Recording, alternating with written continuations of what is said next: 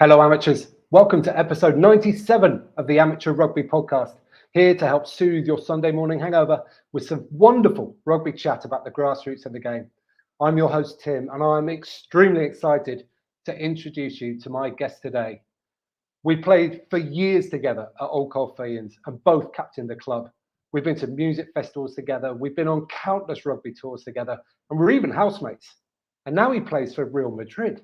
Please welcome Mr. Alex Wicksy Wicks. Wicksy, how are you, sir? Hello, mate. I'm great.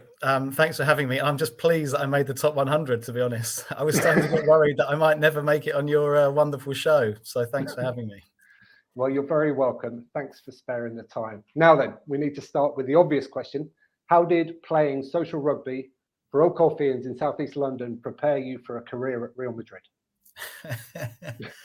It's a great question. And actually, I think looking back, it probably did a lot more than I gave it credit for at the time. Not just at Real Madrid, where I'm working today, but throughout my whole career, rugby did a huge amount for me in terms of basic social skills. And it's a cliche, but that ability to work in a team and get on with lots of different people. I'm not saying rugby is unique in that sense, because there's lots of other team sports that do it, but I think rugby is particularly special in the way that it brings people together and it gets people all going in the same direction. So in that respect, from a career perspective, it definitely did a lot for me, but I definitely didn't think about it or give it credit at the time. Just having fun at the time, right? Exactly, just having fun at the time. Cool. Okay, so I was thinking about, in preparation for our chat, I was thinking back to those days and thinking back to some of the training sessions. And I realized that I can remember very little about any of the training we did. And I'm just wondering if you can remember anything about it either. See, I love you said that, because you're one of those people that I think can remember games very well. Is that right? Correct. You can recount what happened in games. I'm terrible with games. They all just merge into one. I've got the odd moment from the odd game, but I couldn't tell you what season it was or often even who we were playing. But training, I remember pretty well, pretty vividly. So I'm not sure why, but I always look forward to training. So talk me through it. Tell me some of the things you remember. I remember lots of cold nights at Horn Park. I remember terrible lighting. Although that got better throughout the years, and it certainly looks better today when I've been down there more recently. I remember lots of niggle, and I liked the niggle, to be honest. I enjoyed that part of it. It kind of felt like it meant something to people when it got a little bit niggly on a Tuesday or a Thursday. I also remember the fun that we had, to be honest. And the random conversations before and after training, terrible food. Occasionally it was good. And just the opportunity to ultimately sort of escape from whatever you've been doing that day and just get your head into something completely different. Yeah, talking about the random conversations, particularly pre-training, I think the turnout for training was never stronger than when something quite dramatic had happened on the Saturday night previous, and people would just turn up for the pre-training chat to find out exactly the details that happened. I remember that happening on quite a few occasions. I think that's absolutely right. You don't want to miss the aftermath, do you? And the follow-up, in case, if you weren't there quite at the end of the Saturday night, you want to know how it all unfolded for whoever was involved that weekend. But no, I really enjoyed training. Weirdly, I wouldn't say more so than the games, but thoroughly enjoyed getting out there on a Tuesday and a Thursday night. And as you say, the attendance was up and down for our club throughout the years, and I suspect it probably still is. But I think that's the nature of it for all amateur clubs, to be honest. People have other things going on in their lives and they can't always make it. So what was it about training that you particularly enjoyed? I really enjoyed learning new things. I really enjoyed being challenged. And I really enjoyed getting stuck in with a bunch of lads that you obviously got to know very, very well over the over the years. Yeah, talking about getting to know people really well, we successfully gained promotion up to the national leagues and had to play as far away as Cornwall, which was a brand new adventure for the club. So I was just wondering what your first memories of playing down in the Duchy were. You see, this is where it becomes difficult for me, because I can't honestly remember the first game that I played in down there. But I will obviously remember going down to Cornwall on a number of occasions. And each and every time, there was always a little bit of a sense of additional excitement, I would say. Partly because you were away for the weekend. You know, we would go on a Friday. Invariably, there'd be some fun on a Friday night, followed by trying to get into it seriously on the Saturday for the game. And then obviously the fun after the game, as well, as we'd stay down on the Saturday night and come back on the Sunday. So those train journeys were wonderful. Everyone loves a train journey, I think. If you don't, there's something wrong with you. And each and every time, I just remember that added excitement from a regular Saturday. I also remember those games being super hard. You know, we were playing in a league at that time which we were just about capable of playing in, and some of those teams down in Cornwall were some of the best that we played against. But that added to the challenge and the fun, and I think that brought that group of players, especially those sorts of weekends, brought that group of players even closer together than we had been previously. Yeah, there's something about going on a bit of a crusade like that down to, which for most people was very uncharted territories. I think I'd played down there, and Towner had played down there, and maybe one or two others. But for the vast majority of people, I don't think many people have played outside of London, really.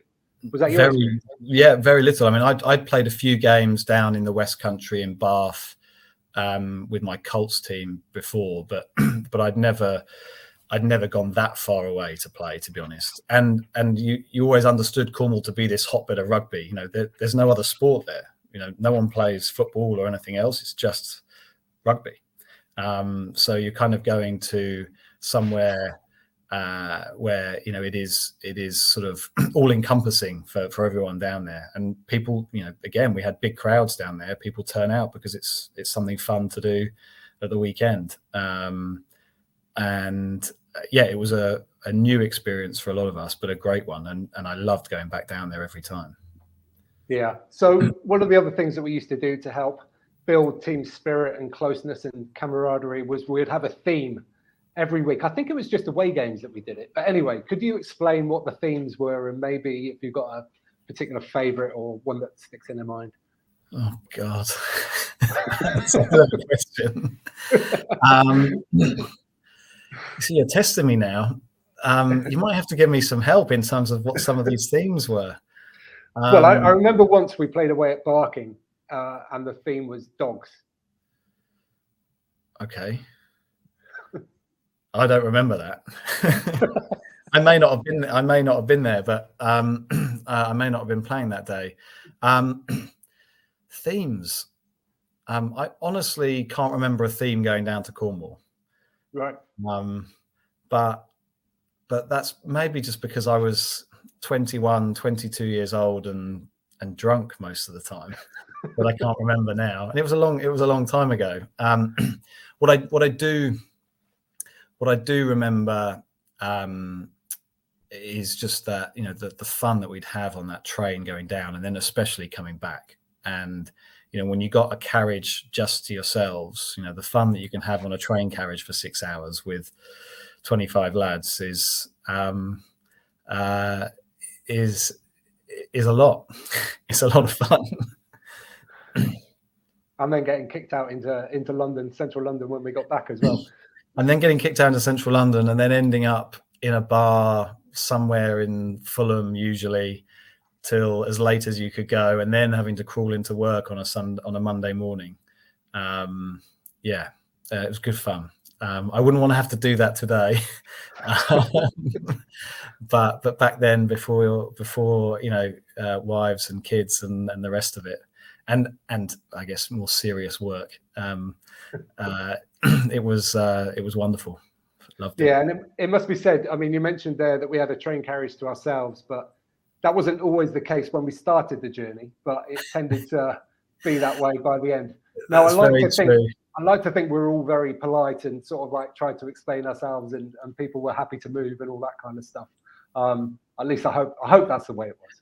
I think we were, and I think people realised that it was going to be much better for them not to be on that carriage for 5 hours, and they should go and perhaps find a seat somewhere else.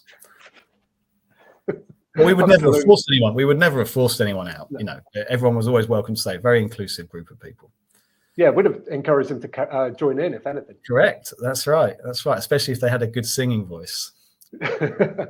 Now, that's an interesting one. We'll get onto this now, actually, because our club was definitely very much a singing club. I mean, we had lots of good singers, people who could play instruments, all that kind of stuff as well. But you were the dancer, really, of Old Colfeians, Wicksy. Can you sort of remember how that even got started? Well, one is I'm a terrible singer. So, I had to kind of do something that involved me not having to sing so much. And I've always loved dancing. I mean, that wasn't something new or something that happened since being having been at Old Colfeians. It was something that I'd, always loved doing, and I still love doing. So, I still occasionally channel my inner 21-year-old and go and have a good dance. I don't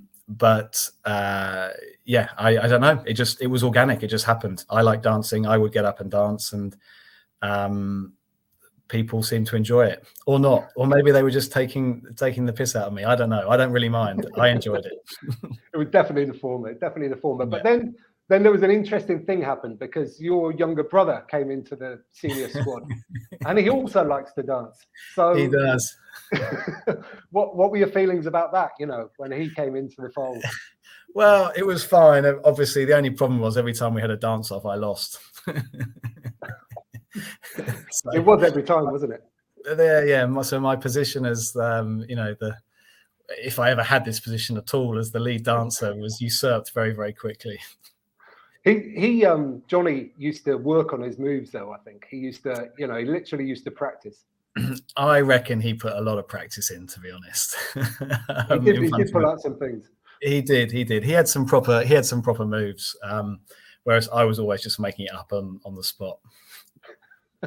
Good stuff. Now, something that I said in the intro was that we both captained the club, and I know I was personally incredibly proud to do that for 2 seasons, and I'd love to hear your thoughts on captaincy. When you got offered it, what were you thinking, and then how it went from there? I mean, firstly, I was immensely proud to have even been asked, to be honest, and wasn't necessarily expecting it. But also very, very happy to take it on. And I again thoroughly enjoyed it. Enjoyed the 2 seasons I had as captain. The results on the pitch weren't, the best during my captaincy, but I really enjoyed trying to bring the group together, bring some new players in. That sort of responsibility falls a little bit on the captain at a club like Old Colfeians, where you feel a responsibility to not just continue to keep everyone that's already in the club engaged, but try and bring some new players and new talent into the squad. Overall, it was a really, really wonderful experience. It had its ups and downs, as all of these things do, and it had its moments where you're at a training session on a Tuesday night and there's only 6 people there, and you're thinking to yourself, why am I bothering to put all this effort in when other people can't be bothered to turn up? But look, when you look back now, you understand that people will have had other things going on, particularly some of the players who were maybe a bit older at that point and had started to have families and everything else. So you start to understand that it's difficult. But overall, it was a great experience, and immensely proud to have done it. It's wonderful to have your name up on the board in the club as well. That's a lovely thing. So really, really enjoyed it.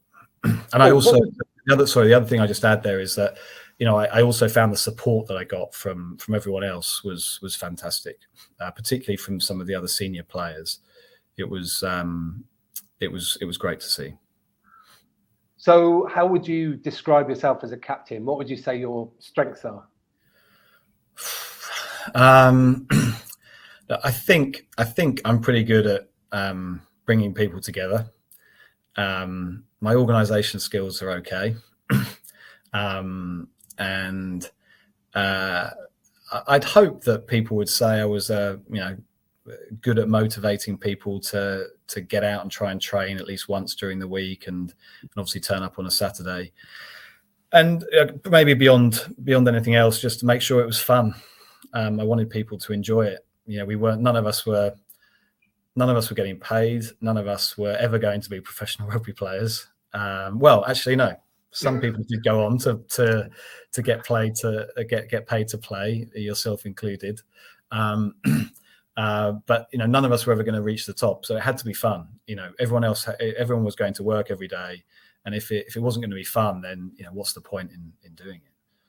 That's a really good point, and it's something that I think is a difficult balance for clubs at around about the level we were playing at, and it's still today. I think maybe that level's shifted a little bit lower now, but this kind of serious social part of the game, because like all the things you said. So how do you think the best way of balancing that kind of thing is for clubs? I think part of it is probably, understanding where you are as a club and understanding what the objective is. Look, if you're in the third or fourth tier and you want to be in the Premiership, that's fine. But, that's a very different objective to maybe just trying to go up one league or staying within your league. So I think understanding what it is you want to achieve as a club is important. And then you can work out, firstly, the type of people that you want to attract. Is it people who just want to have a good time? Is it and enjoy it? Is it people who really want to try and push on and might be seeing it as an opportunity to play at a higher level and move clubs? So I think firstly, understanding sort of where you sit within the sort of hierarchy and what the realistic opportunities are, and then through that you'll then bring in the right group of people at the right level, and then I think if everyone's kind of moving in the same direction, then it will be and at a similar level, then it will just naturally become really fun. Rugby attracts, in my experience, generally good people, people who want to experience things, people who want to get out and do different things and have fun. Yeah. Now, you talked there about kind of attracting new players, almost like marketing. Back in our day, it was a case of pick up the phone, who do you know, all of that kind of stuff. It must be incredibly different now. I'm obviously not directly involved with the club at the moment, but there must be a huge opportunity, I'd imagine, in terms of social media to sort of put your brand out there in terms of what you want to attract. How do you see that in the current sort of situation? No, I think you've hit the nail on the head. I think, back 20 years ago and more, it was a case of asking everyone at the club who they knew and who they might have gone to university with, or have they got any friends moving to London or the area? Are they any good at rugby, or actually who cares? Are they just a good bloke and they want to come down and play some games? And so, very, very different to now. And maybe it was simpler back then. I don't know. Now it's maybe more complicated, and maybe there's more competition as well. I think Colfeians do a great job with their social media. It's fun and lighthearted, and I'm sure if anyone is moving to the area and they search for rugby clubs and that comes up, that would probably you'd get a good first impression from Colfeians from a social media perspective. So I think that's important for sure. But I think clubs shouldn't only rely on that. They should still rely on that network piece as well. And rugby is a great network, and you and I have been fortunate to experience that, I think, directly. And your podcast is a direct result of that. You've been able to get 97 episodes done purely through the incredible network that you've created and developed through rugby, which you have to work hard at still, and it doesn't just happen. But I think clubs should not just rely solely on these new ways of engaging and contacting people, but pick up the phone and find out who's moving to the area and make sure other players that are already down there are thinking about it. You want everyone to be thinking about it as to who else could get involved. Yeah, that's true, because I think generally speaking, there's some clubs that seem to be doing this very, very well. Like on my travels, I've visited a lot of clubs, and some of them seem to have this nailed down, and they just seem to be sort of gaining momentum. But a lot are either flatlining or sort of tailing off. So there's definitely some learning points there to be had, I think. Now, the bigger question, I guess, now is, what do you think about the sort of current state of the game and where we are at the moment?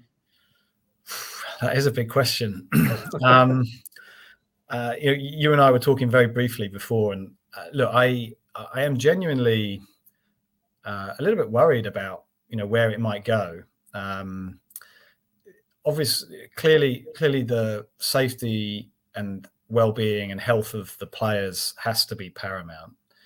But at the same time, you get into rugby knowing that it's a physical sport and knowing that there's risks, just like there are risks playing football or cricket or going for a run or even crossing the road.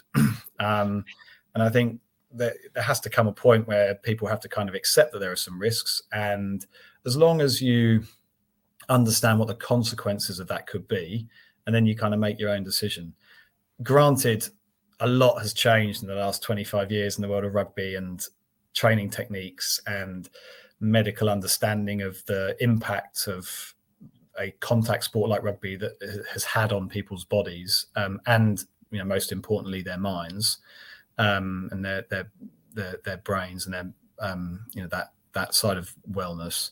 And it's a really tricky one. I don't want rugby to change materially so that the sport isn't the sport that I got so much out of. But at the same time, I don't want it to be bogged down with huge amounts of issues and legal cases and problems. And I don't want people to have their lives altered permanently because of something that they maybe enjoyed so much at the time. And you do see it happening, and there's obviously a number of documentaries with ex-professional players. I have a few friends who played at a professional level, and they've been for scans, and they've had some challenging moments since playing. So I understand it's a very tricky subject, and I definitely wouldn't want to be in the RFU shoes or Premiership Rugby shoes at the moment, trying to navigate this moment. But I do hope that in the end they can find a way that the game doesn't need to change so much so that it becomes something completely different. Because that the contact element for me was the bit that I relished and loved the most. So look, we're not going to solve it today. And I really hope that they work it out. And I think there is a clear difference between the amateur game and the professional game. The contact, the speed of the game, the level of impact is less within the amateur game compared to the professional game. And so I think it's difficult for them to maybe take what's happening at the professional level and then just apply it for the amateur game. I think you need to look at the two things separately because they're quite different. Yeah. What do you think? Yeah, well, I'm basically closer to it than me. Yeah, I'm basically fully in agreement with everything you've just said. I've got concerns on all sides of it, but finding that balance is going to be quite difficult, I think. It's going to take time, and it's going to take more trials, basically, I think, is what needs to happen. I think they need to have longer trial periods at different tackle heights and give it enough time for the players that are doing those trials for it to really settle in and for behavior to actually change before you can really judge what material difference it's made. But just looking at the stats at the moment, the amount of concussions fewer for the change in laws, they don't seem to balance for me. It seems like the change in law is too big for the small amount of benefit that it will give. So I hope that not too many people are going to be really bent out of shape about the way it's been handled so far, and that people will be able to negotiate and get round a table and find a way of moving forward, like you said, without materially changing the game. Because, you know, yeah, contact was as big a part for me as it was for you as well. I spent many hours playing sort of real touch rugby, and I love doing that, but not in place of actual rugby, you know. Yeah, absolutely. And it's one of the, you know, I still do a fair amount of exercise now, but I've not been able to replace that feeling that I got from rugby, to be honest.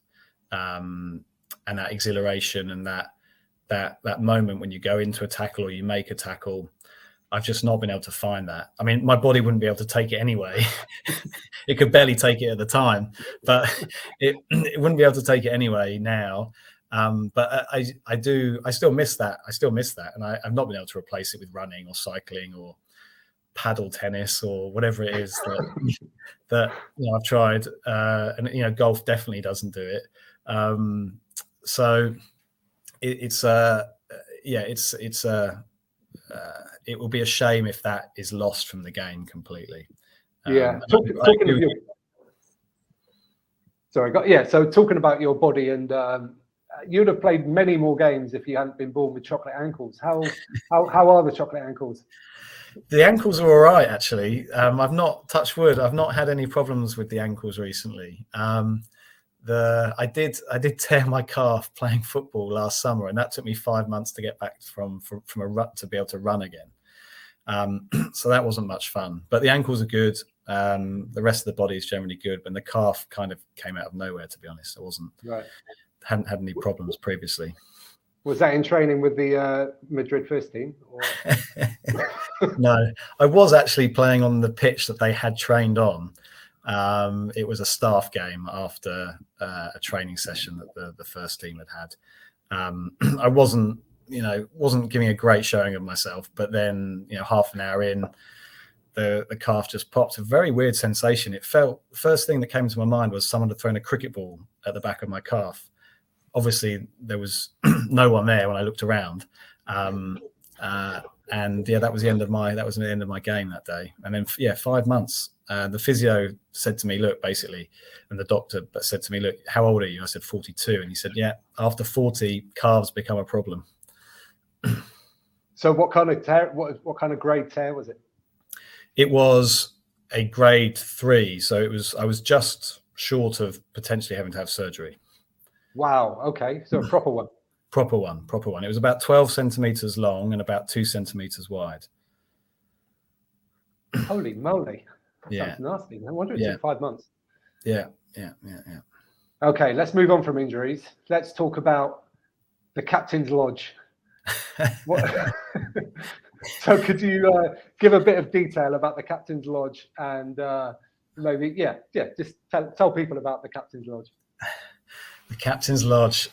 Well, yeah, if walls could talk. The captain's lodge, I mean, it kind of just happened, didn't it? I had bought a flat literally next door to the rugby club, and it just so happened that the back gate of the shared garden of the flat went out to the car park of the rugby club. So you didn't even need to leave. You didn't even need to go onto the street or the road to get there. So yeah, I moved in, and I was looking for some roommates. I had a couple. I had one proper spare room and one box room. And Chris Daubney moved in first. So Daubs moved in and was a wonderful flatmate for a while, and just a wonderful human being. I don't know where he is now, but you know, I'm sure he's having a great time. Somewhere in Africa, I think. Is he? Right. Good for him. That was where his heart always was, wasn't it? And so he moved in, and then he moved out, and you moved in. And we're another wonderful guy to live with. And then Lukey Walden moved into the box room because he needed somewhere to live. And all of a sudden there were 3 of us in this place. And I think at that point it started to sort of gather a bit of momentum, and it became a place to go back to after a night out on a Saturday. So after the pub, after being at the club, wherever, very often to the very, very wee hours of the morning. And we had some great times there. It was a huge amount of fun. I don't think there's anything else I need to say about it, to be honest. If you were there, and if you weren't, you won't. Yeah, well, it got called the Captain's Lodge because obviously we both had captained the side, and then Luke went on to captain the side whilst he was living there, I think. Whilst he was living there, yeah, that's right. So yes, you had all three of us having either captained or being captain at the time. So yes, that's where the name came from. Yeah, and I've got to say, it was I was a little bit concerned about living that close to the rugby club, but like for a training night, just to be able to be sat watching TV and then literally walk out 20 yards and you're actually on the pitch was amazing. Yeah, it was a dream, and it meant we had no excuse not to go training. That's for sure. There was no hour commute for us. We weren't dragging across London. No, it was great, and it just became a bit of a, I guess, a social hub as well outside of that. And again, that helped to sort of bring that group of players together even more. Yeah, absolutely. So before we sort of move on to some of the stash questions, is there sort of any other things from that time or anything else sort of rugby related that you kind of want to talk about?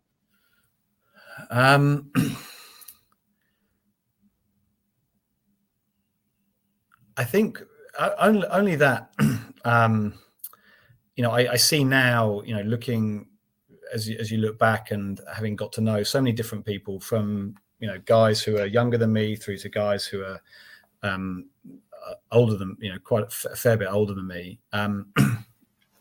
You really see this sort of that sort of sense of camaraderie, and that doesn't go anywhere, and I think a club like Old Colfeians, and again, Old Colfeians isn't unique in that respect, because I'm sure most other rugby clubs are very similar, but it really amazes me. It doesn't amaze me, but it makes me feel very proud that I've played a small part in a club that is continuing to provide that kind of opportunity for people to be engaged in a genuine community, and a community that people want to be involved in. And then that doesn't stop. And I still see it today. I had a call from one of the guys that we played a lot with just last week. I haven't spoken to him much recently, but he's looking for some help with his daughter to get some work experience, and she's interested in the world of football. So it's great that he just felt he was very happy just to call me up and have a chat, and I would welcome that, and I would hope that people wouldn't feel that they can't do that with that sort of that wider network that you create as by becoming part of a community like the Colfeian one. Yeah, that's an interesting. Maybe you feel the same. I don't know. Yeah, I definitely do, and just reflecting on what you said there about the uniqueness of it, and I agree, it's almost certainly not unique, but it felt like it was unique at the time. Like we felt like we were in a special club at the time. So I think that's really important. Yeah, I agree with that. It did feel special. And I hope there were thousands of other people also feeling the same within their own club at the time. And I'm sure there were and are. But yeah, it definitely felt special. And look, we were very lucky that happened to sort of get involved at that time. Yeah, and I think maybe the proof in the pudding is whenever there's sort of a reunion or a past players' lunch, it's always very well attended, I think, from players from that age. It is, yeah. And I was gutted that I missed the one recently, but I just couldn't make it over from Madrid, unfortunately. Yeah, I love my lifestyle, but it's one of the things I miss out on as well as a result, and you can't have it all. Yeah, we need Luke Walden to start planning a little bit further ahead, so you can plan it into your busy travel schedule. Absolutely. Right, okay, let's move on to the stash questions. Wicksy, a man of style like you are, I'm sure you've got some good answers here. So, what is your favourite bit of stash that you've ever received? My favourite bit of stash that I've ever received, I think, has to be that the tour that we did to France. I can't remember the year, but it was the Chocolate Gang. It was the white top and the blue shorts. Nike. They were Nike. They were Nike, yeah. It was like good quality. It was much better quality than you would normally expect for a tour. And I think a lot of thought and effort had gone into it. And the whole story behind the sponsorship of the Chocolate Gang, it still makes me giggle. Well, maybe you should tell that story now. Because I like it too. I don't think I'm going to. I think I'm just going to leave it. The people who know what happened, they know what happened. But look, that was my favourite bit of stash, I think. Yeah. Cool. Yeah, that's a good one. So next question: what is your favourite kit of all time? So this can be any team from any era. No, this is an easy one for me, actually. I love it was the 95-96 New South Wales Rugby League kit. It's the pale blue with the dark blue, obviously at that time, shiny shorts, with the light blue stripe, two light blue stripes down the side. That was my favourite kit. I was fortunate enough to have the top. I was in Australia in 95, and I got the top from a lad that was billeting us at the time. And I've still got it to this day. I love that shirt. Wow, that is amazingly specific. I love it. Okay, and then moving on to the modern issues that we have sometimes. What's a awful kit that you hate? And I think there's too many. There's too many these days. I mean, some of the designs are just awful. But the one I really don't like at the moment is the England kit. With I don't know what those red lines are supposed to be representing on the bottom half of the kit, but it's just awful, in my opinion. Yeah, I agree. Well, while we're talking about England, what's your opinion on Smith or Farrell? I don't think it's the right balance, personally. And if you look at current form, I think Farrell is probably on balance playing better than Smith. Smith obviously brings a little bit of X factor and has got some amazing skill. But I would see Smith on the bench and you bring him on maybe in the last 20 minutes if you need to change something, when everyone's maybe a little bit more tired, game's opened up a bit more space for him to operate. So I would be playing Farrell with a proper 12. I don't think we've had a consistent 12 at that England level for a few years. Probably not since Will Greenwood, I don't think. Maybe not. Yeah, you're probably right. So I think let Farrell play in his best position, not at 12. But look, I'm not an expert. What's your opinion? Well, I think it needs to be looked at across the whole game. So when people talk about the Smith-Farrell axis working or not, they're almost always talking about attack. And of course, that's part of it. But you need to look at the defense as well, and then the goal kicking and the in-game kicking. Yeah. And it all just looks, across all of those things, it looks too confused for me, for them to be working at the moment. I think the potential's there that it could work, but it's definitely not at the moment. And Farrell's been in unbelievable form this year in the Premiership. So I would be inclined to do exactly what you described myself as well. Yeah. But look, we're not in charge, so it's up to Mr. Borthwick now to see if he makes any changes for.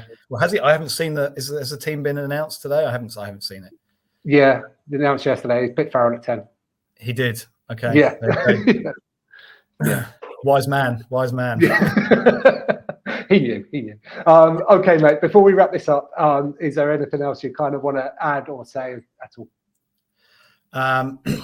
No, I'd love to hear from you a little bit about that amazing run that you did across Bali the other day, because when I saw that on Strava, I just thought to myself, how on earth did you do that in what must have been, incredibly hot conditions?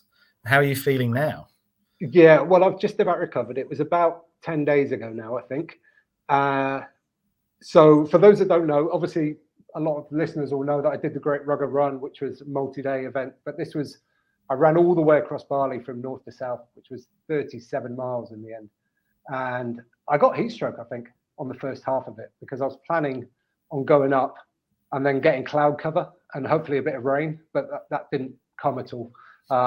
So then eventually, I made it all the way down the other side, but I was pretty dead by the end. I'm not surprised. What, 60 kilometers? in total? Yeah, just under, yeah, give or take, yeah. Yeah. Well, good on you. I wouldn't have even thought about it, let alone done it. So, no, good work. Well done.